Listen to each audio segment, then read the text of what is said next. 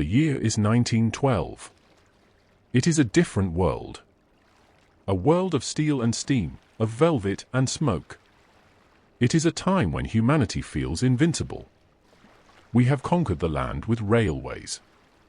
We have illuminated the night with electricity. And now, we are ready to conquer the ocean. Imagine, for a moment, that you are standing on the docks of Southampton, England. The date is April 10th. The air is cool and smells of salt, coal dust, and rain. Above you, blocking out the sun, stands the largest moving object ever built by human hands. The RMS Titanic. She does not look like a ship. From where you stand on the pier, she looks like a floating city. Her black steel hull rises like a cliff face, studded with thousands of rivets, stretching up towards the sky. For massive funnels, painted in buff and black, tower over the buildings of the port, waiting to breathe out the smoke of 100 furnaces. There is a hum in the air.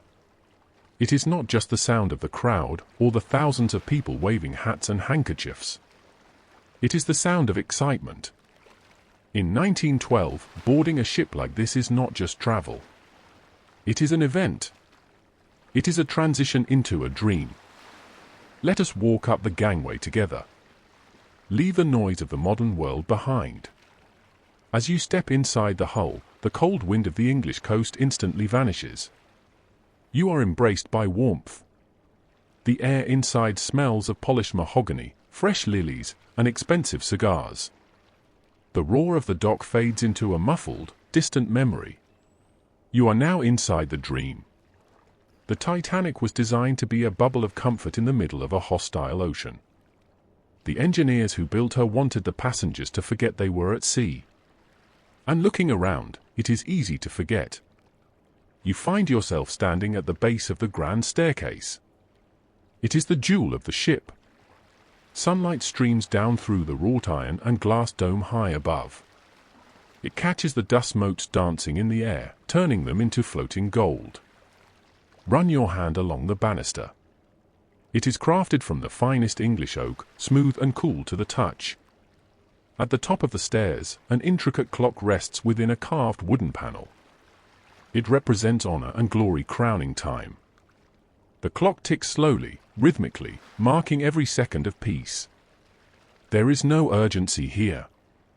On the Titanic, time seems to move slower. Suddenly, a sound vibrates through the floorboards.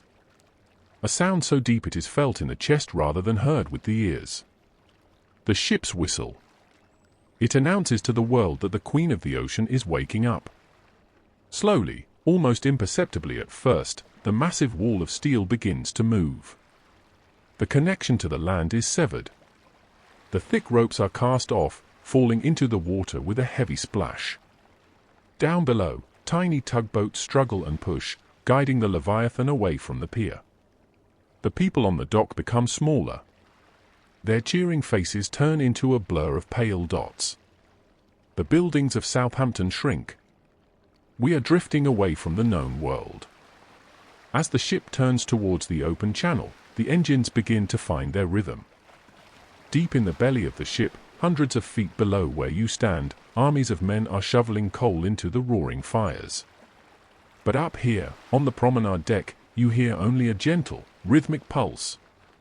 It is the heartbeat of the ship. Strong. Steady. Unstoppable. Walk with me along the boat deck. The wooden planks are clean and white.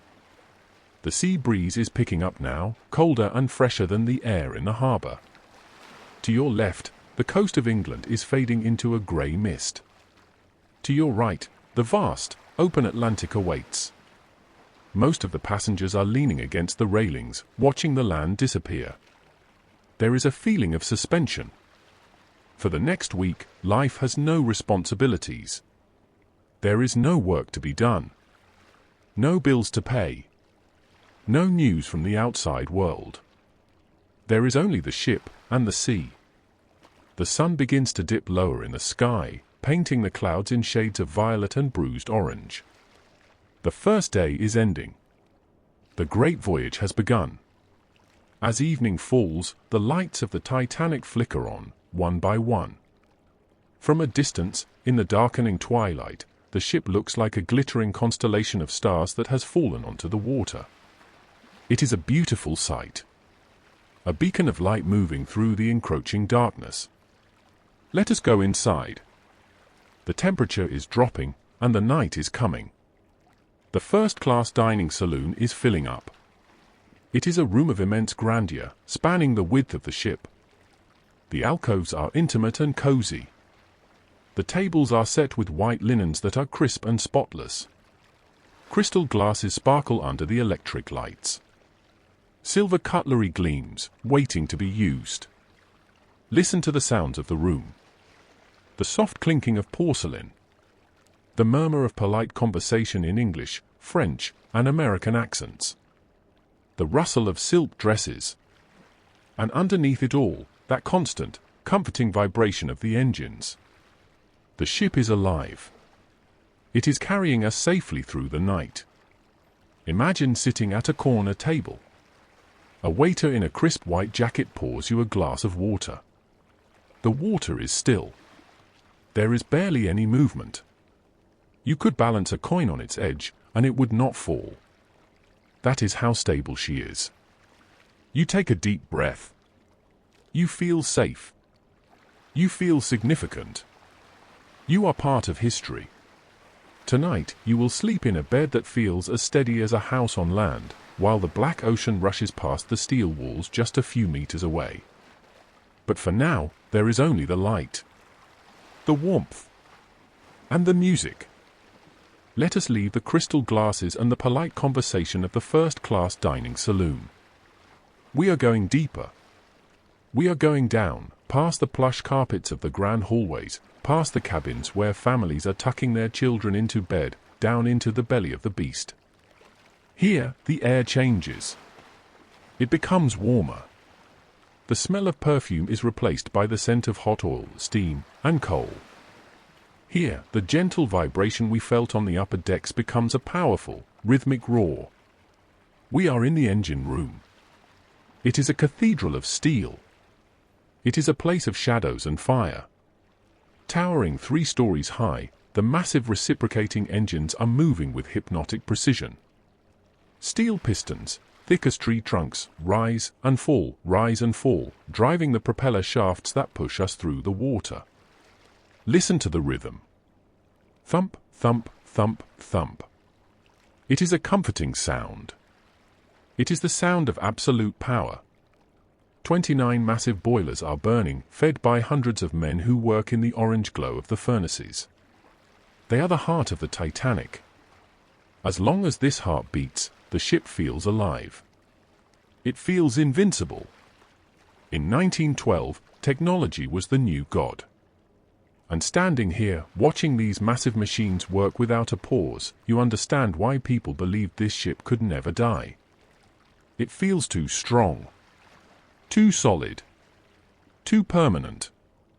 Let us move away from the noise, further forward into the ship. We find ourselves in the third-class general room. It is simpler here, but it is full of life. You can hear the sound of a fiddle playing a lively Irish tune. You hear laughter. You hear a dozen different languages being spoken at once. Swedish, Italian, Arabic, Russian. These are the dreamers.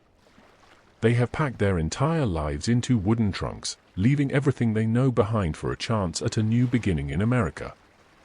They are sleeping in bunk beds, foot to a room, listening to the water rushing against the hull right next to their heads.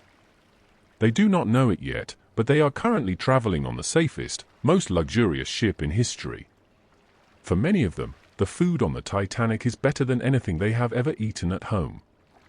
Tonight, they sleep with bellies full of hope. But outside these steel walls, the Atlantic is waiting. Let us go back up. Up to the highest point of the ship. The bridge. It is quiet here. The only sound is the wind whistling through the rigging cables. The officers speak in hushed whispers. They are peering out into the darkness, but there is nothing to see. The ocean tonight is strange. Experienced sailors know that the sea usually speaks to you. Waves crash against the hull, white foam warns you of obstacles. But tonight, the sea is silent. There are no waves. The water is as flat as a sheet of glass.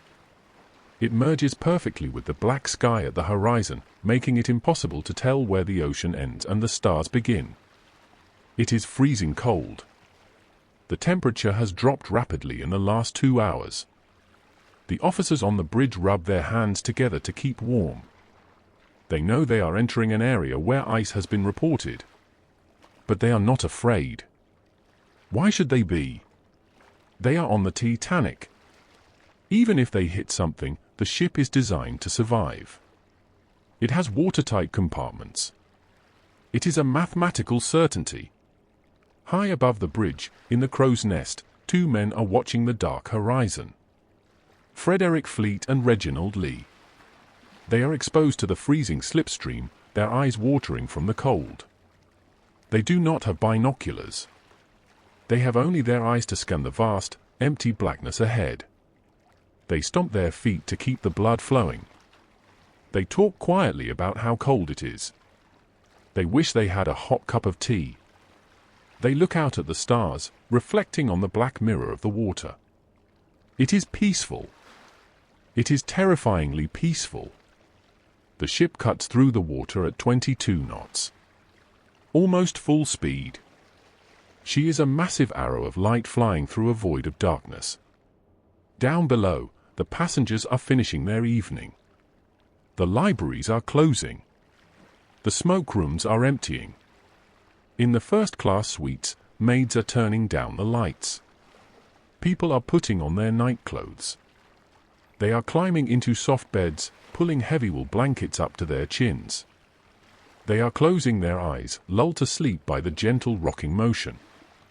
Thump, thump, thump, thump. The heartbeat continues. Safe. Steady. Everyone is asleep, or drifting towards sleep. The musicians have packed away their instruments. The children are dreaming. The captain has retired to his quarters. It is 11:30 p.m. The night is perfect. The stars are bright. The sea is calm. Everything is exactly as it should be. And then, ahead in the darkness, a shape begins to form. It is darker than the sky. It blocks out the stars. It is not a shadow. It is a mountain of ice, dead ahead. It is 11:40 p.m. High above in the crow's nest, Frederick Fleet rings the warning bell. 3 sharp strikes. Clang. Clang. Clang. The sound cuts through the freezing night air, but it is small against the vastness of the ocean. He grabs the telephone to the bridge. His voice is calm but urgent. Iceberg, right ahead. On the bridge, First Officer Murdoch sees it too. A black mass, blocking out the stars. He gives the order immediately. Hard A starboard. The engine telegraphs ring out. The command is sent deep down into the boiler rooms. Stop. Full astern. But the Titanic is vast. She weighs 46,000 tons. She is moving at full speed. You cannot stop a moving city in an instant. For 37 agonizing seconds, the ship continues to glide forward towards the mountain of ice. The bow slowly, painfully slowly, begins to turn left. It looks as if she might clear it. The nose of the ship passes the dark wall of ice. But the Titanic is too long. She is too fast. Then, it happens. It is not a crash. It is not a thunderous explosion that wakes the heavens. It is something much more unsettling. It is a grinding sound. A long, deep vibration that runs through the steel skeleton of the ship. It sounds like a giant piece of canvas being ripped apart. It sounds like a heavy iron gate being dragged across a stone floor. For 10 seconds, the ice scrapes along the starboard side of the hull, popping the steel rivets like buttons on a shirt. Invisible to everyone above, the sea begins to pour into the forward compartments. But up on the upper decks, the sensation is barely noticeable. In the first-class smoking room, men are playing cards.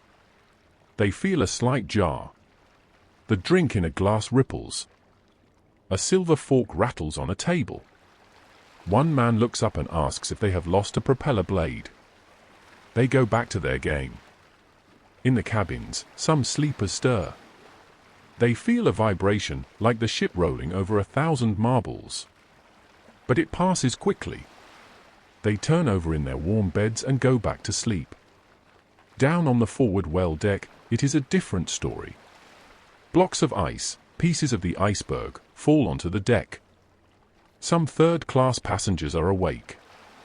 They see the white chunks of ice glowing in the deck lights. They laugh. It seems impossible, almost magical. They pick up the ice.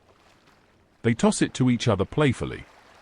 They do not know that this ice is the messenger of their fate. And then, the most terrifying thing of all happens. The noise stops. The vibration stops. For the first time since leaving Southampton, the rhythmic heartbeat of the engines dies. Thump, thump, thump, silence. The sudden quiet is louder than any noise could be. The ship begins to slow down. She drifts. The wake behind her disappears. The water around her becomes perfectly still again. The Titanic has stopped. In the staterooms, people begin to wake up now. Not because of the crash, but because of the silence. When a clock stops ticking in a quiet room, you notice it. The hum of the ventilation has stopped. The gentle trembling of the walls has ceased. Doors open into the corridors. Heads peek out. Voices whisper in the hallway. Why have we stopped? Is there fog? Did we drop an anchor? Stewards in white jackets walk calmly through the halls. Their faces are pale, but their voices are trained to be reassuring. There is no cause for alarm, sir. Please go back to bed. It is just a routine stop. Everything is under control.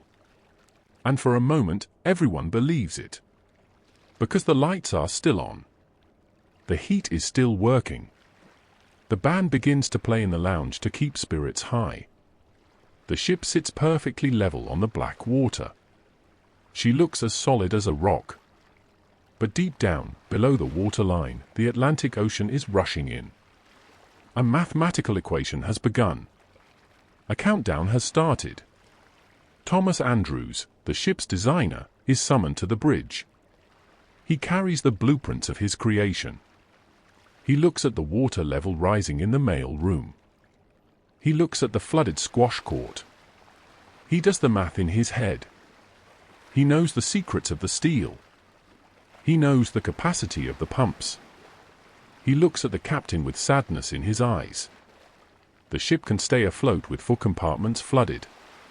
But 5 are already full. The weight of the water is pulling her down by the head.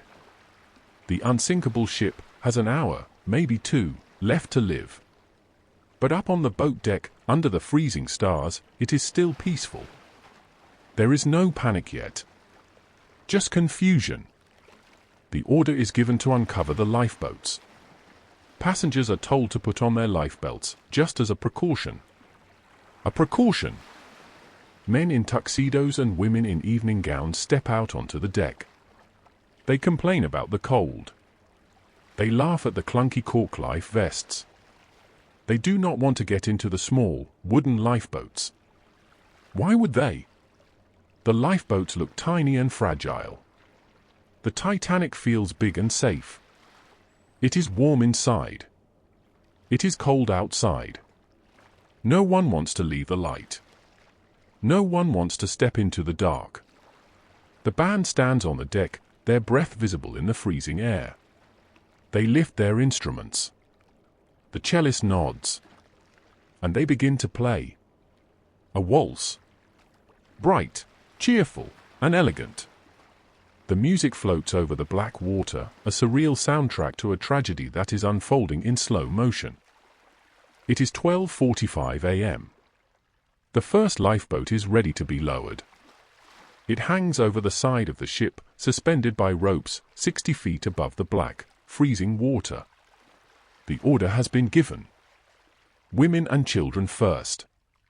It is a rule of the sea, ancient and honorable. But tonight, it means separation. It means husbands letting go of their wives' hands. It means fathers kissing their sleeping children on the forehead one last time. But there is no screaming. There is a strange, disciplined quiet on the boat deck. The British Reserve holds strong. Men step back to let the women pass. They light cigarettes. They hand their wives into the boats with a gentle smile, whispering lies that they both desperately want to believe. It is just for a short while, my dear. Go on now. I will take another boat later. I will see you in New York. Keep warm. They know, deep down, that there will be no other boat. But they play their part in this tragic theater with dignity. Suddenly, a sharp hissing sound tears through the air. Whoosh! Boom! A distress rocket shoots up from the bridge. It climbs high into the starry sky and explodes in a shower of white sparks. For a few seconds, the blinding light illuminates the faces on the deck. It reflects off the dark water like a flash of lightning. Then, it fades, leaving the night even darker than before. The Titanic is calling for help. But the ocean is vast and empty. The sparks die out, falling into the sea, swallowed by the silence. The first boat begins to descend. The ropes creak and groan. The pulleys squeal. Slowly, jerkily, the small wooden boat lowers past the lighted windows of the decks below.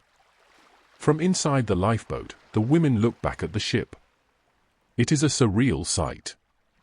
The Titanic is fully illuminated.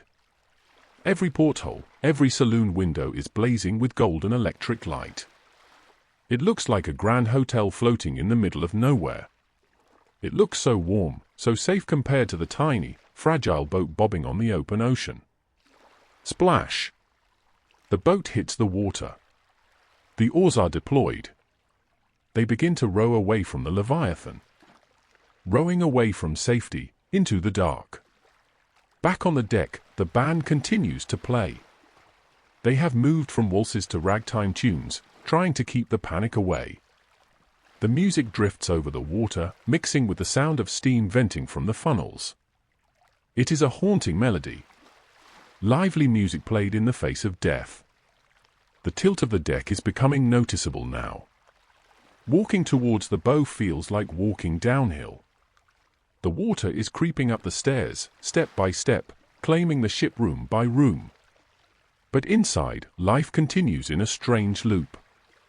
In the gymnasium, the electric camel is still waiting for a rider. In the kitchens, the bread for tomorrow's breakfast is still rising in the ovens. In the mail room, thousands of letters are dissolving into pulp. Time is running out, yet everything moves in slow motion. We see an elderly couple, the Strausses. They are owners of a great department store in New York. They are offered a spot in a lifeboat. But the husband refuses to go before the younger men. And his wife, Ida, refuses to leave him. She steps back from the boat. She takes his arm. "Where you go, I go," she says softly. They walk away from the chaotic boat deck. They find 2 deck chairs. They sit down, holding hands, waiting for the end together. It is a moment of pure love amidst the tragedy. The lifeboats are leaving one by one. Some are half empty. The confusion, the fear of the dark drop, the belief that the Titanic cannot sink, it keeps people on the ship. They watch the boats disappear into the shadows, regretting their choice too late. The bow plunges deeper. The stern begins to rise. The propellers, those massive bronze blades we saw earlier, are beginning to emerge from the water, dripping and silent. The lights of the ship are still burning bright. A beacon of civilization alone in the wilderness. To the people in the lifeboats rowing away, the Titanic looks like a beautiful, dying star. The water is smooth. The stars are indifferent. The night is breathtakingly clear. And the music plays on. It is 2:15 a.m. The end is near. The bow of the ship has disappeared completely beneath the black water. The stern, the back of the ship, is rising high into the air, reaching towards the stars. The music has finally stopped. The musicians have put down their instruments. They have done their duty. They stand together on the slanted deck, holding onto the railings, watching the sea rise to meet them. Gravity is taking over. Inside the ship, the illusion of order is breaking down. Heavy oak furniture slides across the floors of the dining saloons. Silver plates crash in the kitchens. Grand pianos roll across the lounges. Deep within the hull, the machinery tears loose from its foundations. It creates a sound like thunder. A deep, low roar that comes from the very gut of the ship. It is the sound of the Titanic dying. But even now, in these final seconds, she is still beautiful. The lights are still on. It is a miracle of engineering. Even as the engine rooms fill with water, the dynamos are spinning, fighting to keep the darkness away until the very last moment. The ship stands vertically against the night sky, like a glowing skyscraper built on the ocean. Then it happens. The lights flicker. They dim. They turn a soft, dying orange color as the power fails. And then, blink. Total darkness. The floating city is gone. The constellation of lights has vanished. Now, there is only a massive black silhouette against the starlit sky. There is a groan of twisting steel. The strain is too much for the ship to bear. In the darkness, the great spine of the Titanic snaps. But we do not see it. We only hear it. A deep, mournful tear that echoes across the water. The stern settles back, pauses for a moment as if floating, and then begins its final descent. It is slow, graceful, almost silent. The water closes over the stern flag. The propellers slip beneath the surface without a splash. The air trapped inside the ship escapes with a hiss, like a final breath. And then, she is gone. The spot where the greatest ship in the world stood just moments ago is now empty. The Atlantic Ocean has reclaimed its territory. The water ripples and settles. The bubbles rise and pop. Debris floats to the surface. A wooden deck chair. A violin case. A child's toy. For the people in the lifeboats, watching from a distance, it is impossible to process. The object that was their entire world, the solid steel floor beneath their feet, has simply ceased to exist. And now, the silence returns. It is a heavy, suffocating silence. The stars look down, cold and unblinking. The water becomes a mirror again, reflecting the Milky Way. It is as if the ship was never there at all. Just a dream that passed in the night. The survivors in the boat sit in shock. They pull their coats tighter against the freezing cold. They wait for dawn. They wait for a rescue ship that is still hours away. But the Titanic begins her long fall. She drifts down through the darkness. Down past the reach of the sunlight. Down into the crushing pressure of the deep. She falls for 2.5 miles. She lands softly on the ocean floor, in a place of eternal night. The silt settles around her. The silence of the deep wraps around her broken hull. She is home now. The sun rose the next morning. It painted the icebergs in shades of pink and gold. The rescue ship arrived. The world moved on. Wars were fought. Cities were built. Technology advanced. But down there, in the dark, time stands still. The Titanic rests in peace now. The chaos of that night has been replaced by the eternal silence of the deep. She is no longer a symbol of pride or tragedy. She is part of the ocean floor, a quiet monument to the dreams of those who traveled on her. And now, our journey is also coming to an end. The history books have been closed. The lights in the library are dimming. The dust settles. It is time for you to let go of the past. Just as the ocean calmed itself after the ship went down, let your mind become calm. Let your thoughts settle like the silt on the sea floor. There is nothing more to do tonight. The world outside can wait until tomorrow. Listen to the sound of the water. Deep. Constant. Heavy. It is the oldest lullaby on earth. Imagine yourself floating on that calm, dark sea. The stars are watching over you. The cold does not touch you here. You are safe. You are warm. You are drifting. Drifting away from the noise. Drifting away from the worry. Close your eyes. Take a deep breath. And let the silence carry you. The story is over. The dream begins. Sleep now. Good night.